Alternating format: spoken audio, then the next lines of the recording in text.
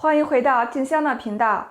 谈到加拿大的治安，放眼世界，加拿大也算是比较安全的国家了。虽然印象中近几年犯罪事件数量也上升了，但是这真得看是什么城市、什么地区呀。拖家带口跑个大老远去到另一个国家定居，肯定是希望住在一个安全和谐的社区环境中的。华人也喜欢在安全环境好的社区里买房。加拿大本土杂志麦考林每年都会对加拿大237个大中小型城镇的治安情况发布统计报告，就是年度加拿大最危险城市排行榜。该排名是根据加拿大人口超过1万人的237个城市或区域的过去5年人均暴力犯罪统计数据而编制的，将加拿大全国犯罪严重指数设置在75这个值，高于表示危险度增加，低于表示略微安全。在2020年的排行榜上，加拿大的一些主要大城市确实跻身该榜单前50名，但最危险的地方显然是些不怎么知名的小镇，其中有些地方具有相当恐怖的暴力犯罪数字。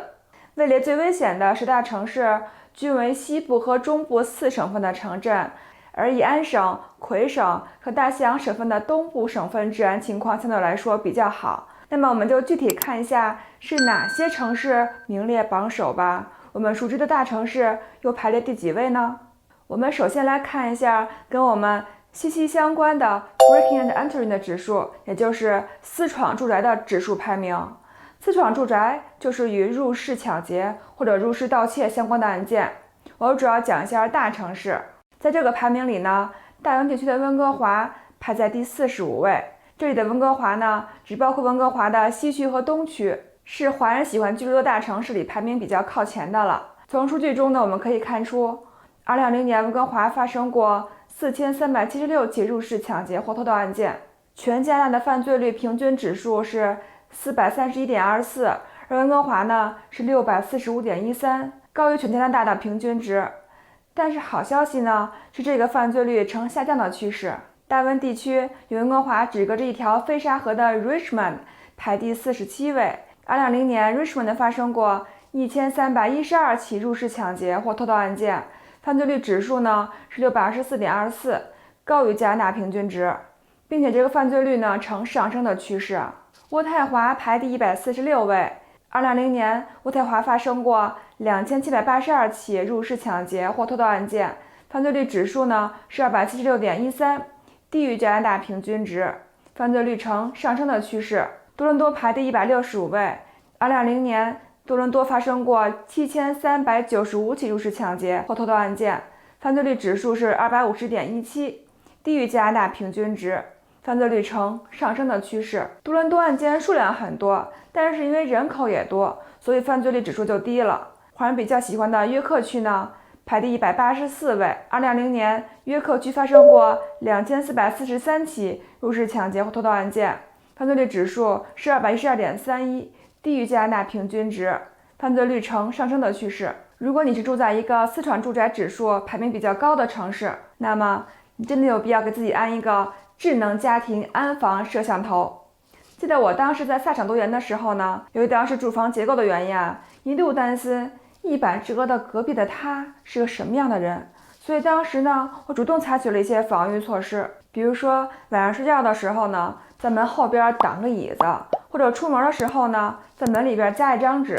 虽然事实证明我对于他的担心是多余的，但我想任何一个出门在外的人，这份安全意识是绝不可少的吧。特别是女生，一定要注意人身和财产的安全。在网上这些防狼防盗防师兄的用品特别的多，那挑就挑个靠谱的，对吧？我现在居住的城市还是挺安全的，但是我觉得在我外出的时候或者回国探亲的时候，如果家里的老人单独在家，或者家里没人，安个安防摄像头会让我更加安心。身在加拿大的华人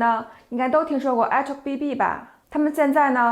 不仅仅做中文电视和家庭电话了，去年就开始提供了一整套的家庭安防服务了。那么它具备什么样的优势，会让花钱很谨慎的我也没怎么犹豫就下单了呢？第一点，它是智能人形识别的，可以准确地甄别在监控范围内的人形活动，并且可以触发配套的爱家 app 的通知，让你无论身在世界任何角落，都可以第一时间掌握现场真实情况。同时呢，可以过滤不相关的活动提醒，提升消息提醒的有效性，节省电池电量。那如果你的家是临街的房子，你可以设置你的监控范围，这样从街上走过的人就不会触发提醒了。摄像头的红外滤光片也会自动切换白天黑夜模式。第二点，当您在监控视频中发现有可疑活动时，可以在 App 点击开启警铃，摄像头呢将会发出高音警铃声，吓走不速之客，解除潜在危机。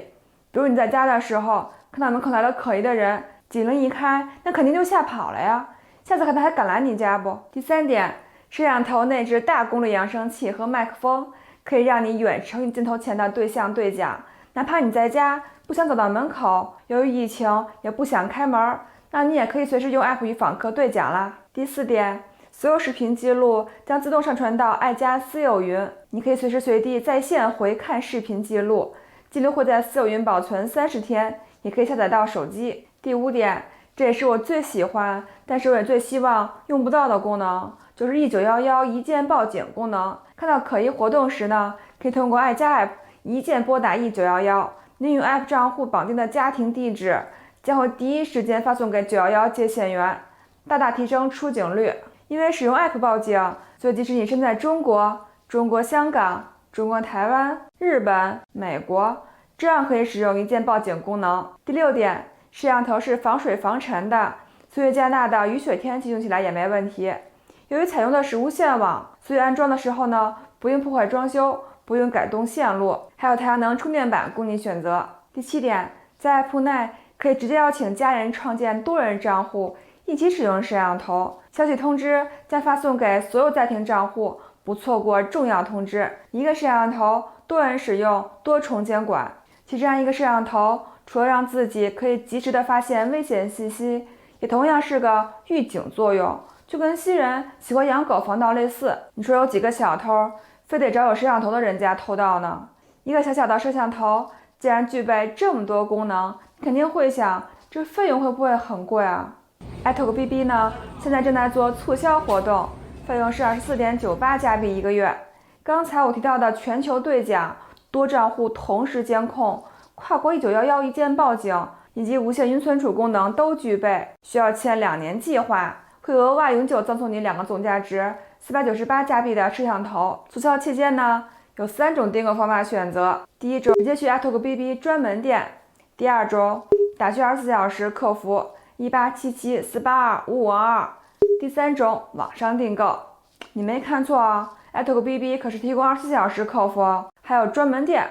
算是华人最信赖的品牌之一啦。买他家的产品呢，你是完全可以放心质量和售后服务的。看到这个视频，你购买这个安防摄像头计划肯定是会有专属优惠的，优惠详情呢可以看视频下面的描述栏。安上 iTalkBB 的这个安防摄像头都不怕有可疑人士到访了，即使住在治安不好的区域或者回国了，也终于不再担心，可以睡个安稳觉了。那我们刚才提到了私闯住宅的指数排名，现在我们再说下基于综合犯罪率指数的加拿大最危险城市排名，第11位到第20位就是这些城市了。除了 BC 省的 Langley 排在第16位外，其他都是人口比较少而且不太知名的小镇。那么这些城市呢，就是综合犯罪指数最高的排名前10的城市了。看看你听说过几个？这些城市呢，也都是不怎么出名的城市，华人呢也比较少。那我们来看看大城市到底排第几吧。多伦多在哪儿呢？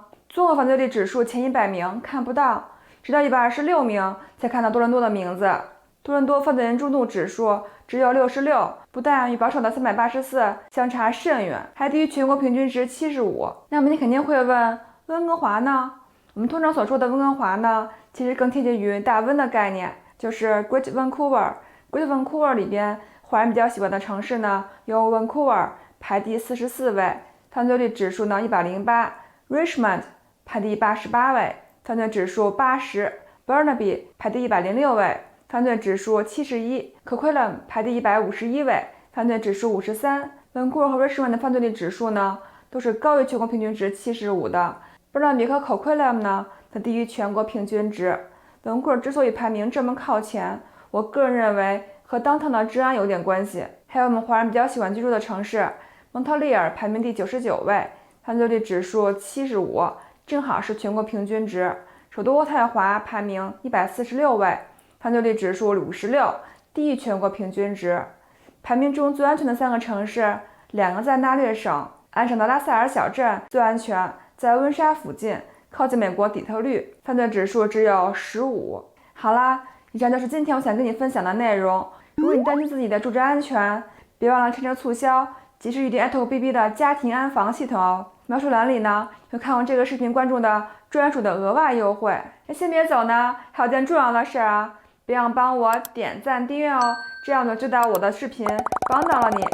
岁月静好，环看静香，我是静香，愿你分享北美移民生活心得和使用信息。我在北美大陆等你，我们下期见啦！